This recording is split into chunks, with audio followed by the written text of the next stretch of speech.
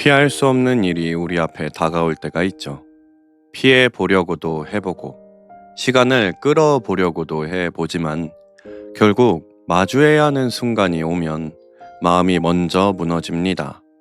겉으로는 괜찮은 척해도 속은 타들어가고, 아직 아무 일도 일어나지 않았는데 이미 머릿속에서는 최악의 장면이 수없이 지나가곤 합니다. 인생의 위기는 실제 사건이 오기 전부터 우리의 마음을 먼저 흔들어 놓기도 하죠. 오늘 보실 하나님의 말씀은 창세기 32장 1절에서 21절 말씀입니다. 야곱, 피할 수 없는 인생의 거대한 위기 앞에서 숨막히는 불안을 잠재우는 기도에 대해서 말씀 살펴보겠습니다. 오늘 본문 속 야곱이 그러한 밤을 지내고 있죠. 하나님께서 고향으로 돌아가라고 하셨고, 가는 길에 하나님의 사자들까지 만나며 보호의 신호를 받았는데도 정작 형 에서가 400명을 거느리고 온다는 소식을 듣자 야곱은 심히 두렵고 답답해지죠. 하나님의 군대가 함께하는 마하나임의 은혜를 보았지만 그의 마음은 다시 에서의 칼 앞에 선 것처럼 얼어붙고 말아버립니다. 그래서 본문은 믿음 있는 사람도 얼마든지 두려울 수 있다는 사실을 아주 솔직하게 보여주죠. 그런데 중요한 것은 야곱이 그 불안을 그냥 품고만 있지 않았다는 것입니다. 그는 사람들을 나누고 예물을 준비하고 할 수 있는 일을 하면서도 결국 하나님 앞에 무릎을 꿇습니다. 약속하신 하나님을 다시 붙들고 자신이 받은 은혜를 다시 떠올리며 두려움을 숨기지 않고 그대로 기도로 쏟아 놓습니다. 오늘 본문은 피할 수 없는 인생의 거대한 위기 앞에서 숨 막히는 불안을 어떻게 잠재워야 하는지 보여주고 있기에 오늘 말씀 함께 살펴보겠습니다. 첫 번째 말씀, 하나님의 군대가 보여도 사람의 마음은 여전히 흔들립니다. 1절에서 8절 말씀 보시겠습니다. 야곱이 길을 가는데 하나님의 사자들이 그를 만난지라. 야곱이 그들을 볼 때에 이르기를 이는 하나님의 군대라 하고 그 땅 이름을 마하나임이라 하였더라. 야곱이 세일 땅 에돔들에 있는 형 에서에게로 자기보다 앞서 사자들을 보내며 그들에게 명령하여 이르되 너희는 내 주 에서에게 이같이 말하라. 주의 종 야곱이 이같이 말하기를 내가 라밤과 함께 거류하며 지금까지 머물러 있었사오며 내게 소와 나귀와 양떼와 노비가 있으므로 사람을 보내어 내 주께 알리고 내 주께 은혜 받기를 원하나이다 하라 하였더니 사자들이 야곱에게 돌아와 이르되 우리가 주인의 형 에서에게 이른즉 그가 400명을 거느리고 주인을 만나려고 오더이다. 야곱이 심히 두렵고 답답하여 자기와 함께한 동행자와 양과 소와 낙타를 두 떼로 나누고 이르되 에서가 와서 한 떼를 치면 남은 한 떼는 피하리라 하고. 아멘. 1절에서 2절, 야곱은 길을 가다가 하나님의 사자들을 만나게 되죠. 이것은 그냥 신비한 장면이 아니라 하나님께서 야곱에게 아주 분명한 신호를 주시는 사건이죠. 내가 너와 함께한다. 내가 혼자 가는 길이 아니다. 라는 확인입니다.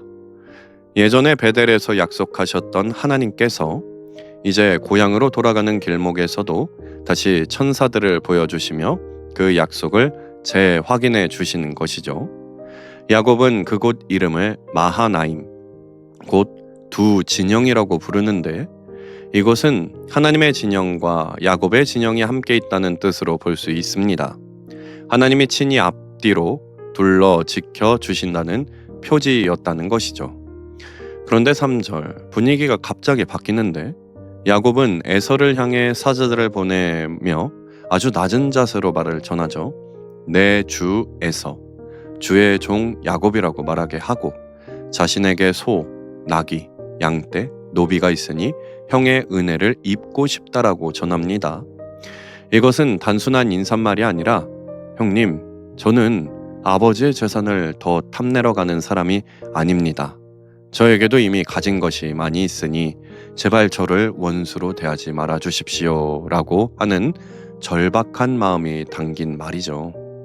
야곱은 자신을 한없이 낮추며 형의 분노를 조금이라도 누그러뜨리려는 모습이 보입니다. 그런데 6절, 종들이 돌아와 전한 소식이 야곱의 마음을 무너뜨리죠. 에서가 400명을 거느리고 온다는 것입니다. 이 숫자는 그냥 가족 마중을 나오는 규모가 아닙니다. 야곱은 그 말을 듣고 7절에서 심히 두렵고 답답하였다라고 했는데, 이 마음이 꽉 눌리고 막혀서 숨이 턱 막히는 상태를 보여줍니다. 그래서 7절, 8절, 그는 함께한 사람들과 짐승들을 두 떼로 나누죠. 한 떼가 당하면 다른 한 떼라도 피하게 하려는 것입니다. 이것은 어쩌면 믿음 없는 행동이라기보단 불안 속에 있는 사람이 어떻게든 내 가족들이라도 지켜보려는 두려움이었던 것입니다. 우리도 그렇죠. 하나님의 약속을 믿는다고 해도 눈앞의 현실이 무섭게 다가오면 마음이 다시 흔들립니다. 말씀을 들었어도, 은혜를 받았어도 막상 사람의 문제와 미래의 두려움이 밀려오면 가슴이 철렁 내려앉게 된다는 것이죠. 그런데 오늘 본문은 그런 우리를 정죄하지 않습니다. 오히려 믿음의 사람 야곱도 그렇게 떨었다는 것을 보여주면서 두려움 자체보단 그 두려움 앞에서 어디로 가느냐가 중요하다라고 말하고 있죠. 이처럼 야곱은 하나님의 군대를 보고도 현실 앞에서 심히 두렵고 답답했지만 바로 그 자리 무너지지도 않고 다음 걸음을 준비해 갔는데, 우리도 불안한 마음이 올라올 때 스스로 탓하기보단 하나님 앞에 솔직히 가지고 나아가시며 흔들리는 마음까지도 붙드시는 주님의 손을 믿음으로 나아가시길 간절히 소망해 봅니다. 두 번째 말씀, 불안이 밀려올 때 야곱은 결국 하나님께 솔직히 무너집니다. 9절에서 12절 말씀 보시겠습니다. 야곱이 또 이르되 내 조부 아브라함의 하나님, 내 아버지 이삭의 하나님 여호와여, 주께서 전에 내게 명하시기를 내 고향 내 족속에게로 돌아가라. 내가 내게 은혜를 베풀리라 하셨나이다. 나는 주께서 주의 종에게 베푸신 모든 은총과 모든 진실함을 조금도 감당할 수 없사오나 내가 내 지팡이만 가지고 이 요단을 건넜더니 지금은 두 때나 이루었나이다. 내가 주께 간구하오니 내 형의 손에서 에서의 손에서 나를 건져내시옵소서. 내가 그를 두려워함은 그가 와서 나와 내 처자들을 칠까 겁이 나기 때문이니이다. 주께서 말씀하시기를 내가 반드시 내게 은혜를 베풀어 내 씨로 바다에 셀 수 없는 모래와 같이 많게 하리라 하셨나이다. 아멘. 9절부터 12절이 오늘 본문의 중심입니다. 앞에서 사람을 나누고 대비를 했던 야곱이 이제는 하나님 앞에 무릎을 꿇고 기도하기 시작했는데, 이 기도가 참 솔직하죠. 멋있는 말을 하는 게 아닙니다. 있는 그대로, 지금 자기의 있는 그대로의 마음을 쏟아냅니다. 9절, 내 조부 아브라함의 하나님, 내 아버지 이삭의 하나님 여호와여.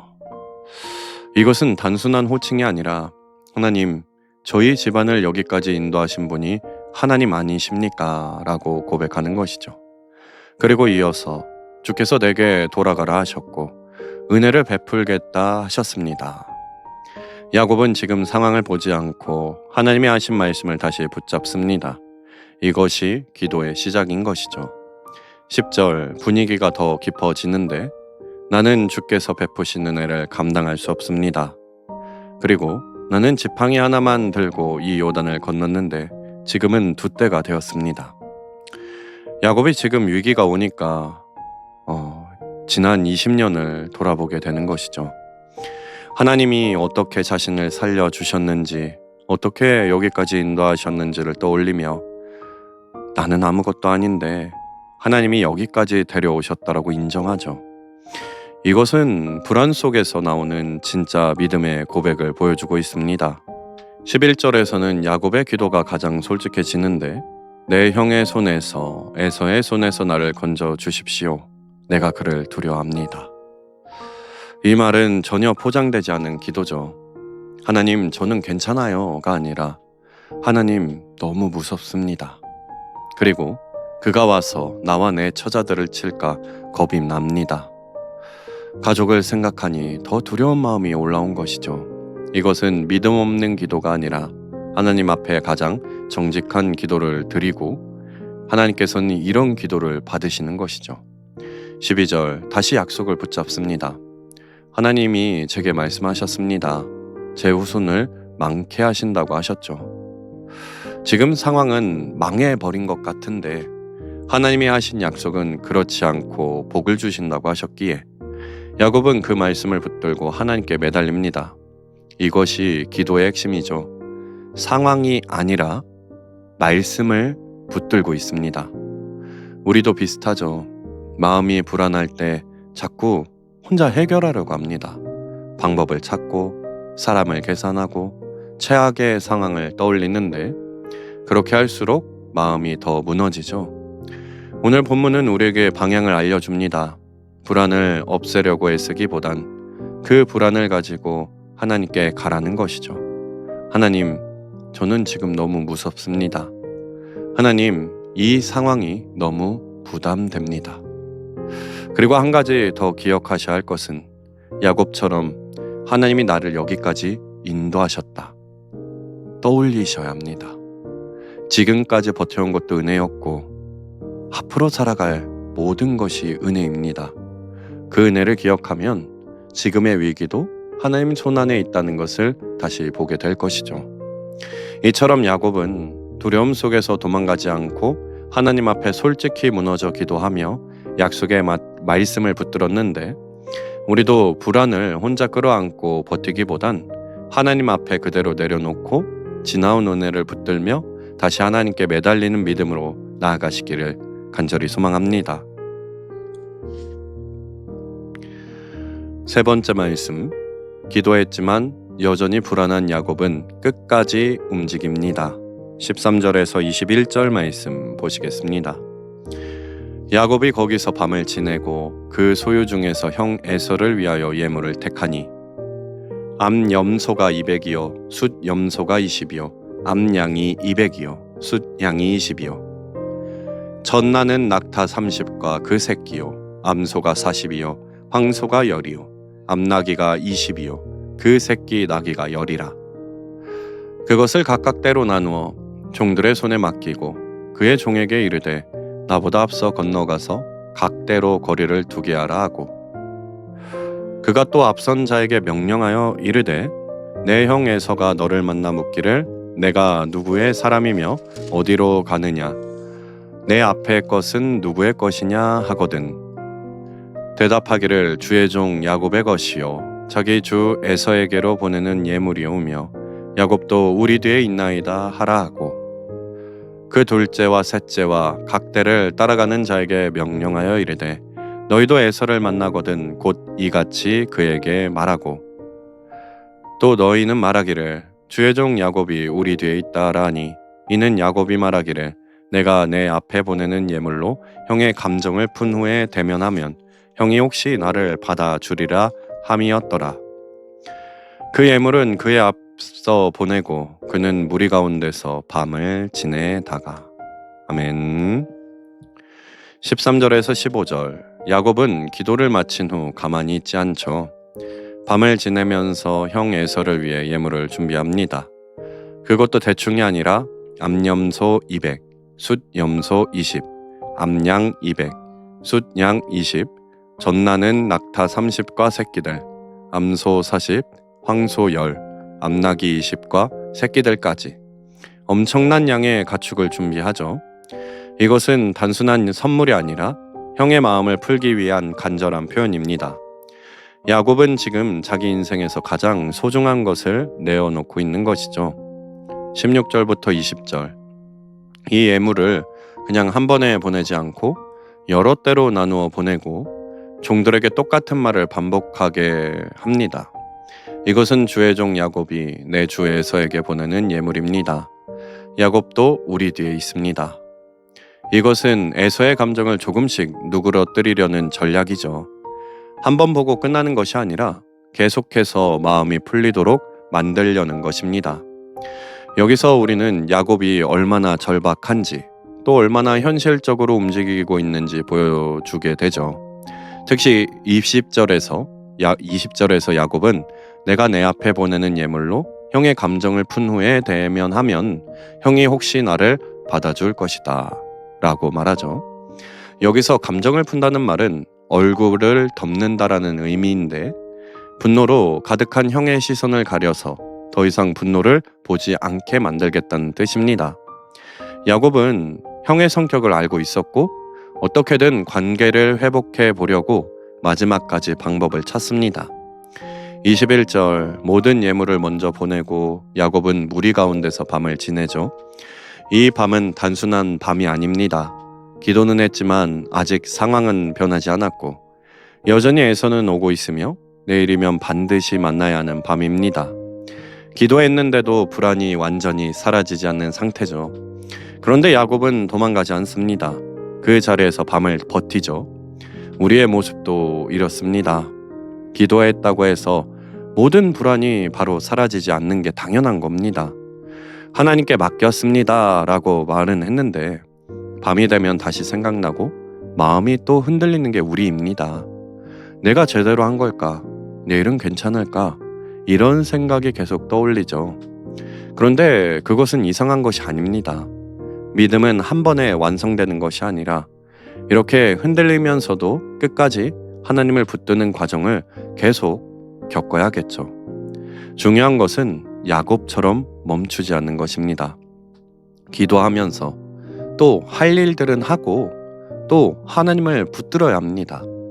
우리가 할 수 있는 것은 책임 있게 하시고 우리가 할 수 없는 것은 하나님께 맡기십시오.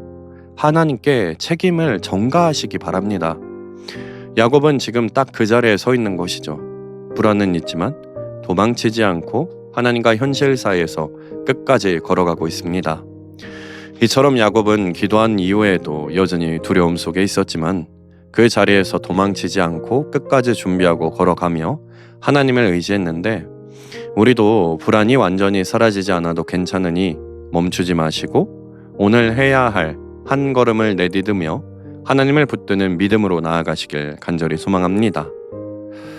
오늘 말씀을 들으시고 궁금하신 점이 있다거나 기도하실 부분이 있다면 댓글로 꼭 남겨주시기 바랍니다. 말씀을 정리하겠습니다. 오늘 말씀을 보면 야곱은 두려움이 없는 사람이 아니라 두려움 속에서도 하나님께 나아간 사람이죠. 하나님의 군대를 보았지만 여전히 흔들렸고 기도는 했지만 마음이 완전히 평안해지지 않았는데도 그는 도망가지 않고 그 자리에 머물며 하나님을 붙듭니다. 이것이 믿음이죠. 우리도 비슷한 시간을 지나고 있는 성도님들이 계실 것입니다. 겉으로는 괜찮아 보여도 마음속은 계속 흔들리고 기도해도 상황은 그대로인 것처럼 느껴질 때가 있죠. 그럴 때 왜 나는 아직도 불안하지? 나 자신을 탓하기보단 야곱처럼 하나님께 더 가까이 나아가시길 바랍니다. 하나님은 완벽한 믿음 원치 않습니다. 솔직하게 연약해서 매달리는 마음을 더 기뻐하십니다. 오늘 하루 해결되지 않는 문제를 안고 있어도 괜찮아요. 불안이 남아 있어도 괜찮습니다. 대신 그 마음을 혼자 끌어안지 마시고 하나님께 가져가시길 바랍니다. 그리고 오늘 내가 해야 할 한 걸음을 차분히 걸어가시길 소망합니다. 그때 하나님께서 보이지 않는 곳에 우리를 지키시고 인도하실 것입니다. 오늘도 그 하나님을 붙드시고 살아가시는 믿음의 하루가 되시기를 간절히 소망합니다. 오늘을 위해 우리 함께 기도하겠습니다. 야곱이 심히 두렵고 답답하여. 창세기 32장 7절 말씀. 아멘. 하나님, 피하고 싶은 문제 앞에 서게 될 때 마음이 두려워지는데 그 순간에도 하나님께 나아가는 믿음을 허락해 주시고, 오늘도 문제보다 크신 하나님만을 먼저 붙들게 인도하여 주시옵소서. 예수님의 이름으로 기도드립니다. 아멘. 좋아요와 구독으로 사역에 동참해 주세요.